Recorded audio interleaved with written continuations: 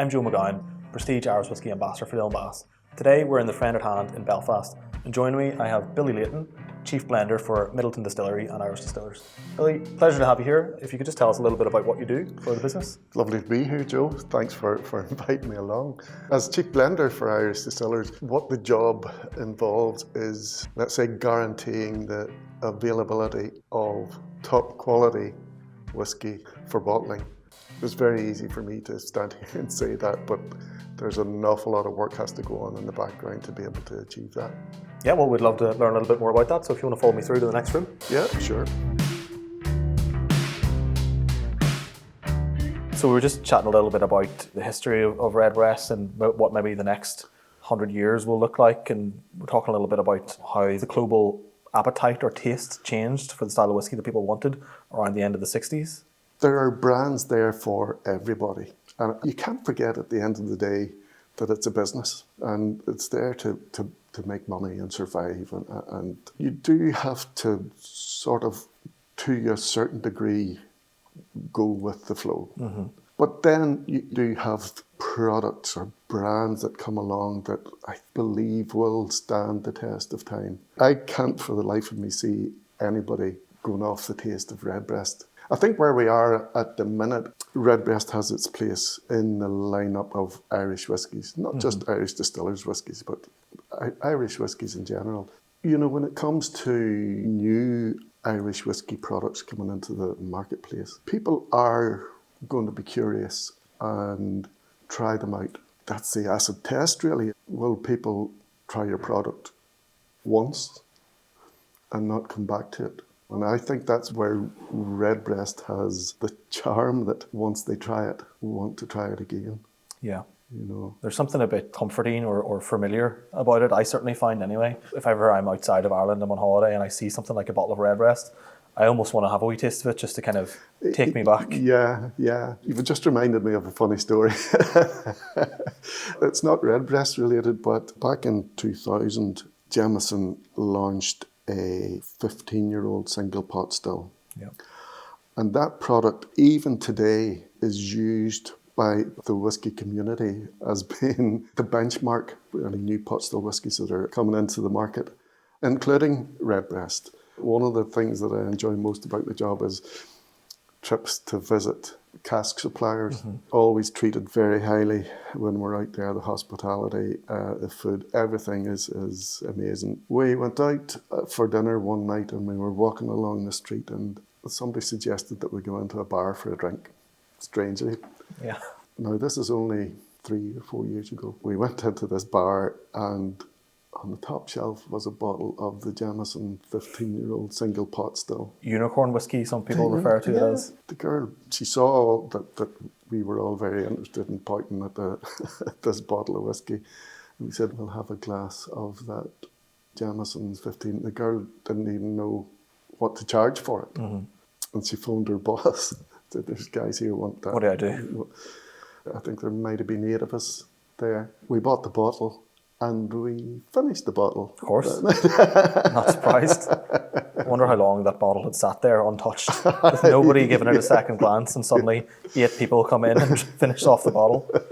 And speaking of very special whiskies, the Redbreast Dream Cask, which you said was kind of done as something a bit fun and a way of celebrating World Whisky Day, has become such an important part of Redbreast. Absolutely.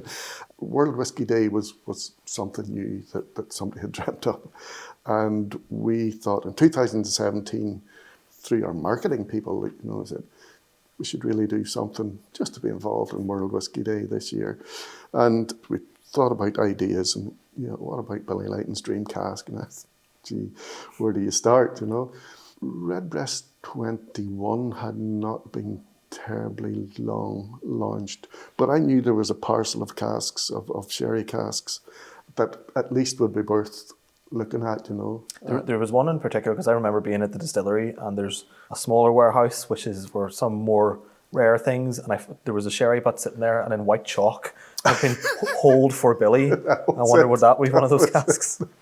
That would have been one of those, yeah. We sampled a few casks from that parcel. There weren't too many of them left, and in fact, one of them was particularly nice, So I said, okay, like it's a bit of fun. We're going to do this World Whisky Day. So did a live stream, was it through Facebook? Yes, Possibly. Yeah. We had sent out, I don't know, maybe 100 small samples to whisky influencers around the world. And we did a live tasting from the warehouse with the actual cask. We were using it as a table for our samples. We talked through it, and it was and is a lovely whiskey. Redbreast, it's not only Oloroso sherry casks that it's matured in, so there's American ex-bourbon casks in the cask mix as well. And this parcel of casks actually started out being filled into ex-bourbon casks. 20 odd years later, we took those bourbon casks, emptied them and refilled the liquid into first filled sherry casks, Oloroso sherry casks, true to the Redbreast style of whiskey. So we did the tasting and it was great. It was all new to me. It was live streaming and we were getting feedback from the people that had the samples. One of the audience happened to put in a question, that barrel there, what are you going to do with the whiskey that's left in it?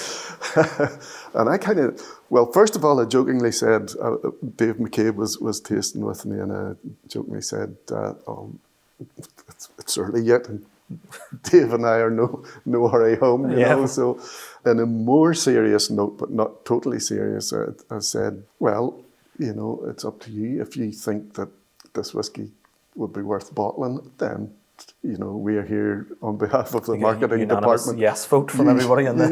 Yeah, you get on to them.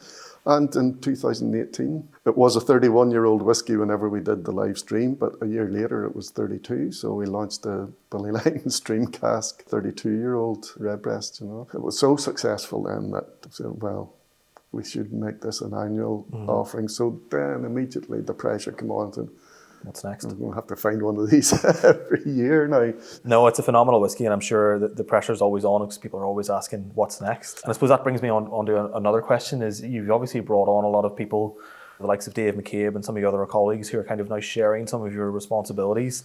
I guess my question is, you know, how do you see your legacy and the kind of passing of the flame to the next generation? In my time with Irish Distillers, I've had the honour and the privilege of working with some of the legends in Irish whiskey. Some of the lesser known ones would be like Brendan Monk's. I travelled quite extensively with Brendan sourcing casks. I think somebody, when I visited Spain, they pointed out that he had his own unique cask. Was it Brendan's cask? Yes, that's right. For our inventory recording purposes, each cask has to have a code. So typically a sherry cask is a BS1. So a BS1 is a butt sherry first fill. His specification for a butt is slightly shorter than the typical 500 litre, but 415 litres is hold. But we call those BBSs. Brendan's butt sherry one, you know, so that's a legacy in itself. You need to have your own barrel, I think, really, is what has to happen next. Well, see, Billy and Brendan, I don't know, that could lead to some confusion.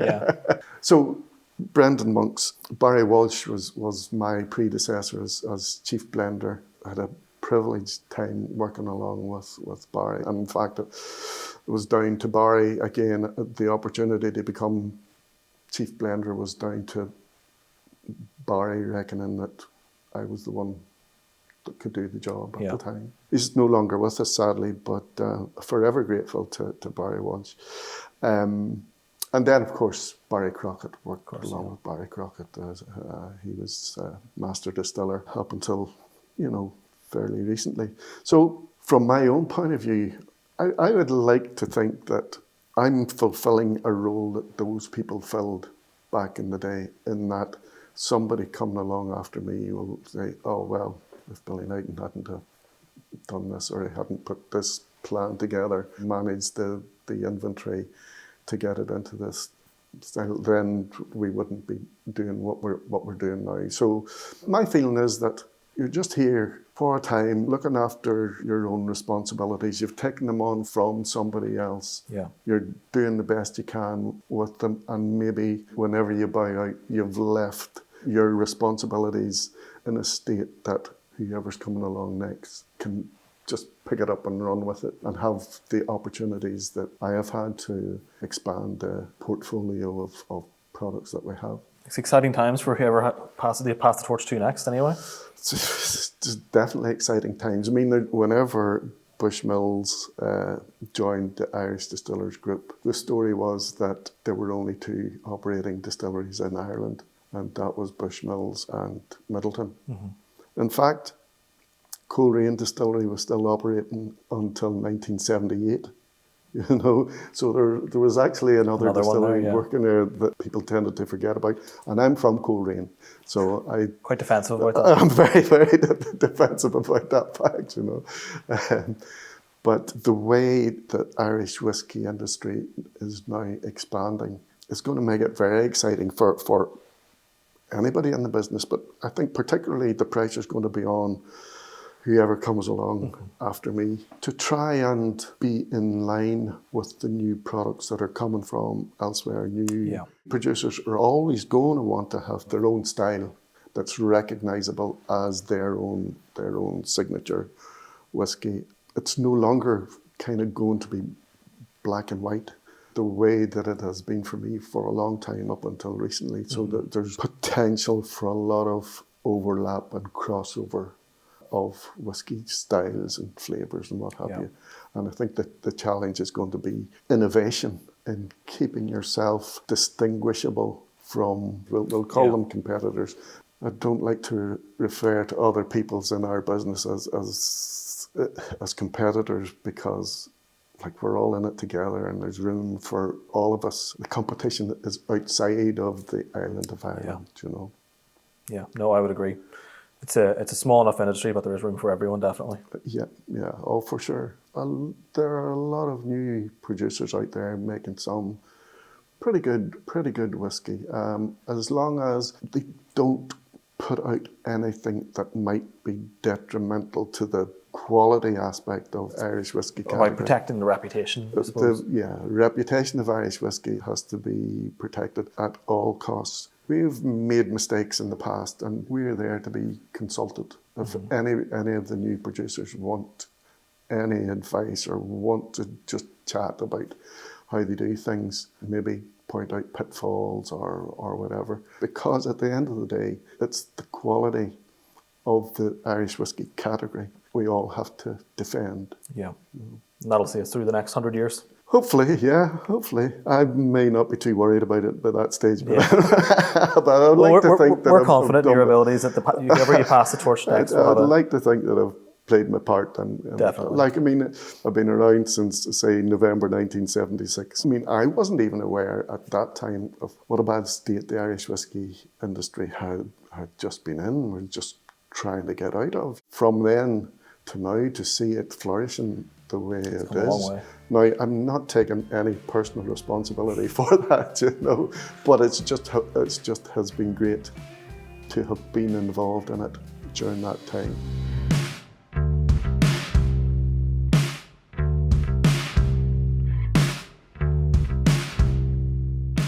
So obviously you've got a lot of experience under your belt working in the Irish whiskey industry. I guess that is the case, Joe. I never set out to be involved in the whiskey industry at all. In fact, my training would be more in finance. Yeah.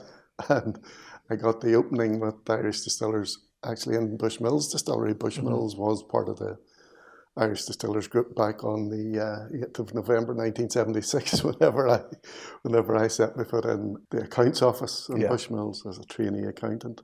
Today, looking back to the days in the accounts office, you really got a good foundation of how the business worked. Yeah. You know, the manufacturing side of the whiskey business. Like I spent maybe 12 years in finance before I got an opportunity. Like my career has been just grabbing opportunities and being fortunate has got me to be the chief blender for Irish Distillers today. But my time in finance, I would have had like an opportunity then to join the tasting panel, for example. Yeah. I would never ever have been a whiskey connoisseur at all. But if you know how the whiskey's made, then you know what to look for in it and what aromas, you know, what flavours you're going to get from it.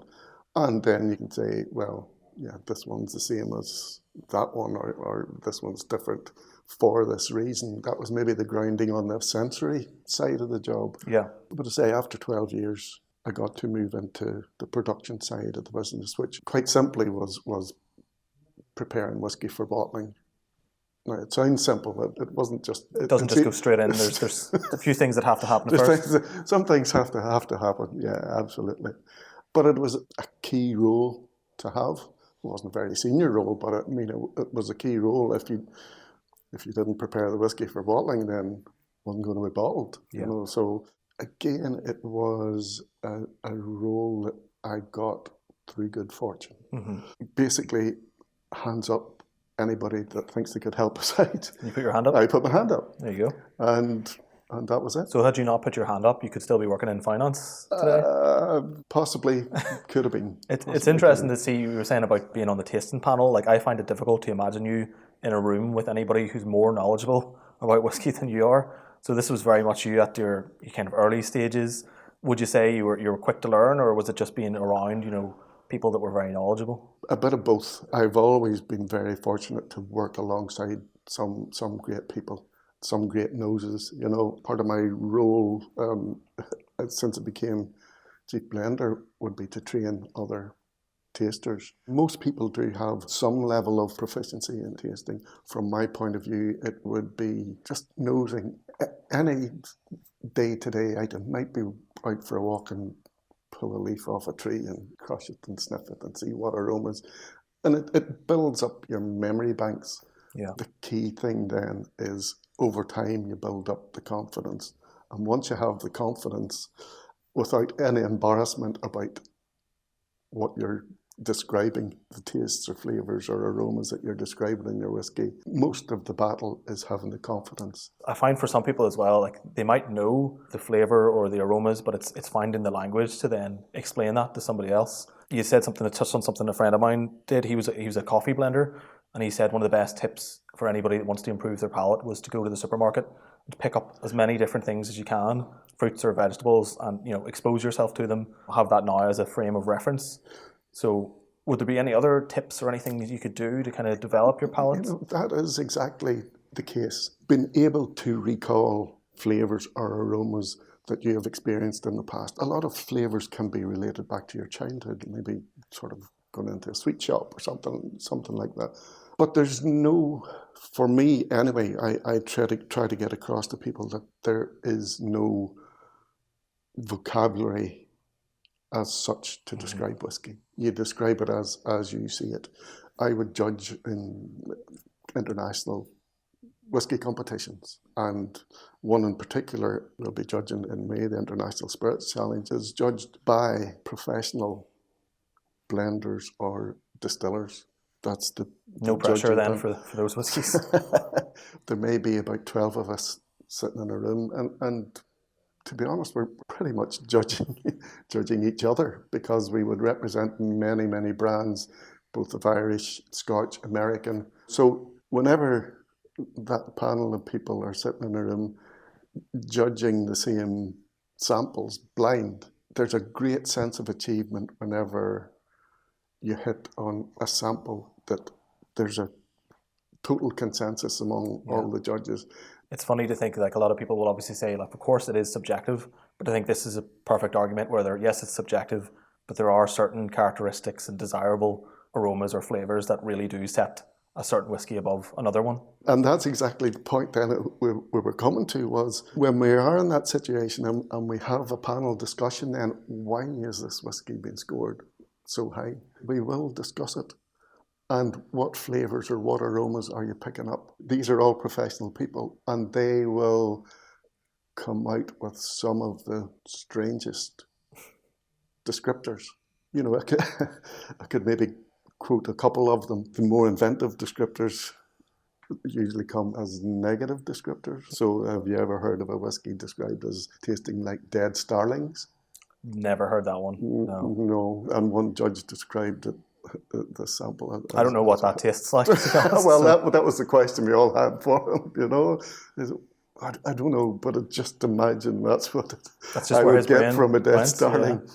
We all knew what he was talking about. But that's just the way he described That it. was how he described it. Yeah, You know. okay. Another one was like squashed caterpillars.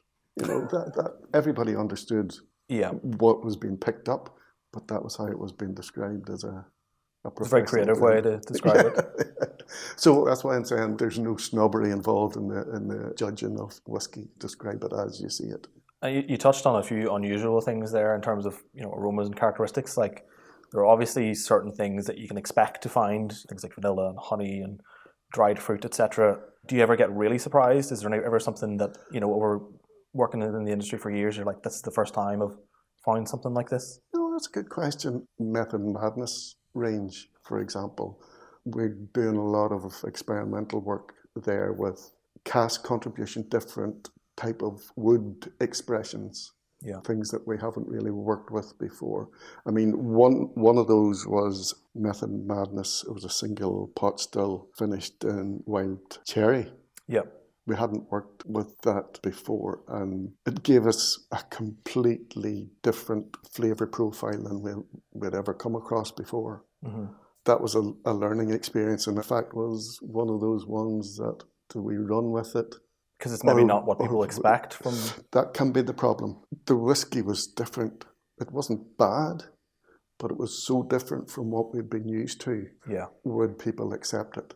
I suppose that's, if you were to give that to a very traditional whiskey drinker, they might not necessarily know what to think of it or what to make of it. Exactly, yeah. Because it's so different, does that make it bad? With Method and Madness, I was on the side, said, it's there now, let's go with it and see what happens. Everybody knows Method and Madness, it's an experimental brand anyway, so maybe people are expecting something to be different. They'd almost maybe be disappointed if they weren't a little bit surprised by what they got. Yeah, exactly. So we released it and it's been a good success. Yeah, it's a phenomenal whiskey.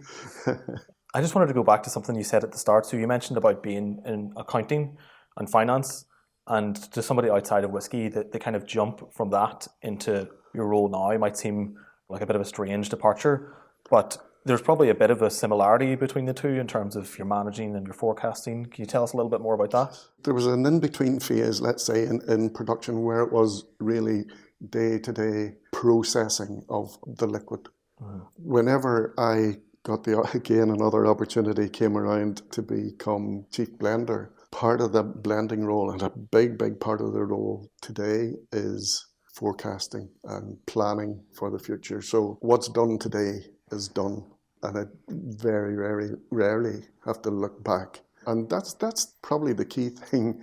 To make the work today as easy as possible means that somebody has planned years ago to have everything there today so that I can work with it, or my team is able to work with it. If it hadn't been for people in the past laying down sherry casks or port casks or Madeira casks or whatever, we wouldn't have been able to produce the products that we do produce today. That's part of my role today. Is the future is having the inventory there and available and in the right profile, whether it be spirit type, cask type, age. Age is very important. That part of my role today, I can relate right back to the finance days, in that it's number crunching. It's just now I'm working in litres of alcohol rather than pounds and pence, you know.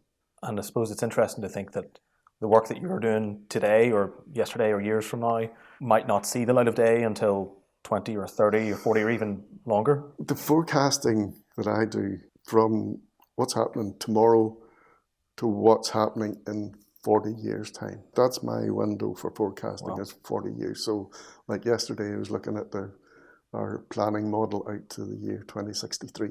It sounds a bit fantastic, you know, like is it in the world of fantasy? Some may argue that it is. We don't know what's going to change between now and 2063. But if you don't do it, then you're going to be lost. Yeah. You're going to be lost. And don't forget, you're going out 40 years. Well, next year, that'll be 39 years and then 38 years. And all of a sudden, when it comes to something like Redbreast 27, you got to think that, okay, our inventory today that we have produced is maturing in the warehouse. That inventory has to supply the next 27 years worth of Redbreast 27 demand. Yeah. Whenever you put it into that No, perspective. not to mention that's the maturation, but then there's the sourcing of the ingredients. The trees Well, have to be grown. Yeah, the first thing to look at there is that Kevin O'Gorman, who's our master distiller, he needs to have some sort of forecast of what the distillery has to produce in the form of new make spirit. He has got a 10-year forecast of distilling production. So if you take the Redbreast 27 example and move that on 10 years, in 10 years' time, I need to know what inventory we'll need to have in stock for the next 27 years. So there, you're right to 37 years. Yeah. And then, as you say, you've got to have everything else lined up. Well, in the case of Redbreast 27, you've got to have your sherry casks and your port casks all available. And that can take maybe up to 5 years from you order say an Oloroso sherry cask to be seasoned to actually having it at the distillery for filling. So there's another 5 years. Yeah. So you're right beyond the 40-year forecast. You need to be very forward-thinking to be in this role. Absolutely, yeah.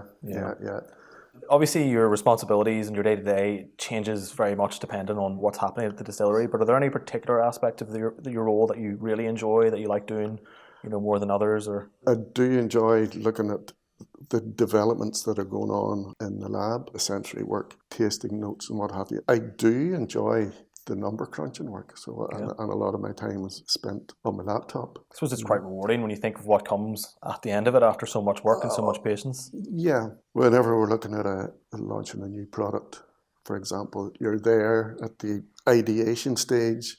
How's this going to look? How's it going to work? What's it going to taste like? What's the story? Getting cask samples, putting together prototypes, putting those across the taste panel, and then it going to bottling and being launched. One thing we're very good at Irish Distillers is celebrating, we did some good celebrations.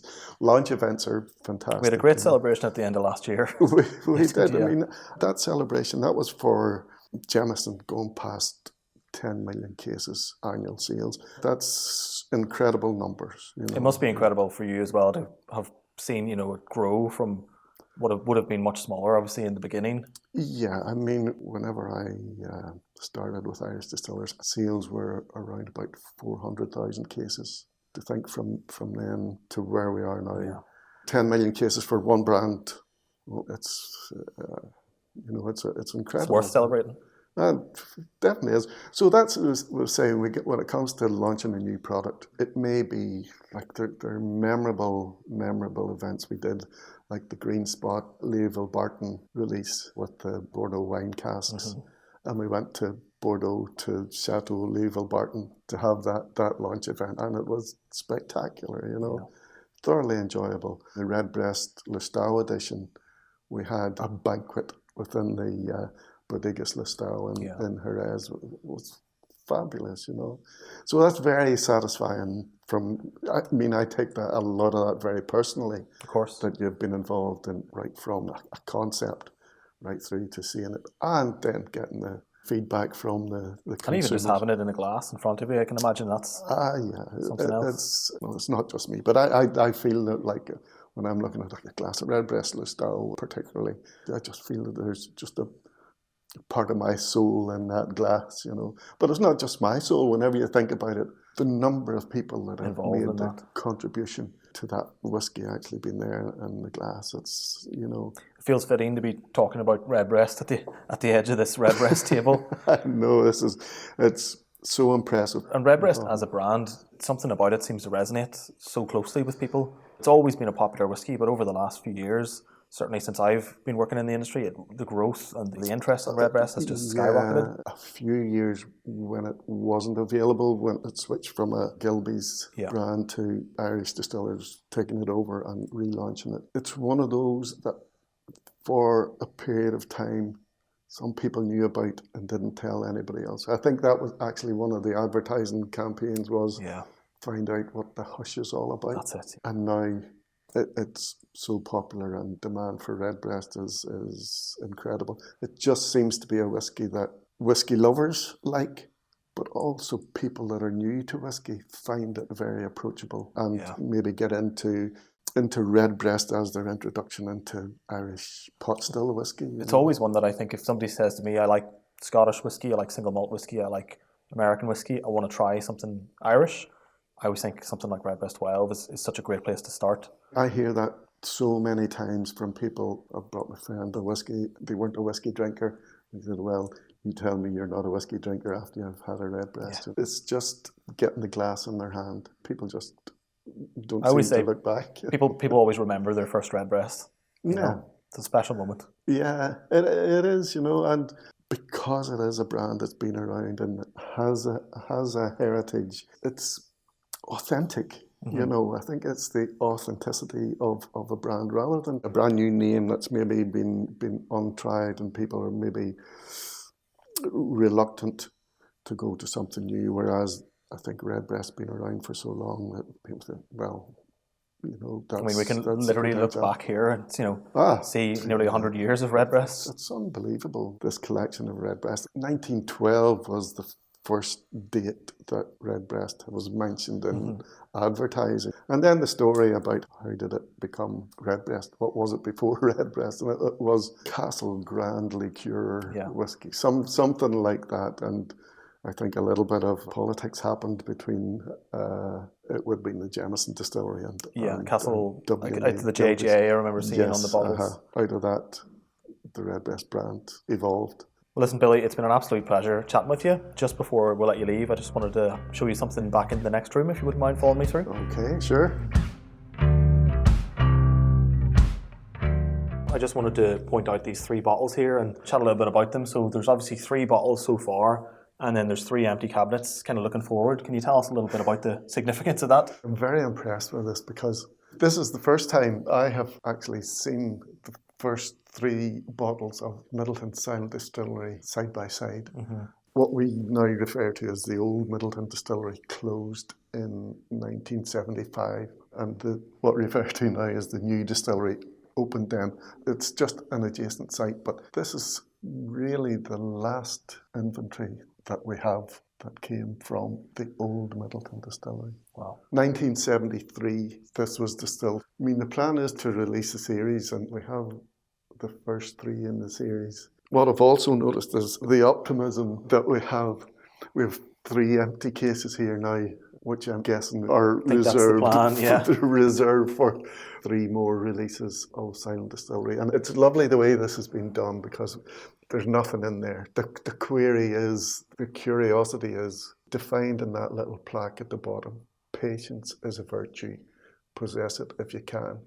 In the whiskey business, what you need most of, it's not barrels and it's not barley, it's patience. Yeah. Patience is bitter, but its fruit is sweet. My goodness, that's fantastic.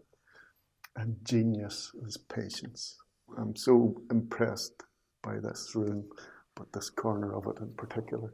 It really is impressive. Well, listen, I think this is a great point to end on. We've got a nice little bit of history here looking backwards, and we've talked very much about looking forwards. So again, I just want to give you my gratitude for coming down and spending your time with us. And for anybody that's watching, if you don't already, please do follow us on social media and visit our website, whiskyclub.com, to hear the latest of Irish whiskey news. So listen, thanks again, Billy, and enjoy the rest of your time in Belfast. Thanks for inviting me along.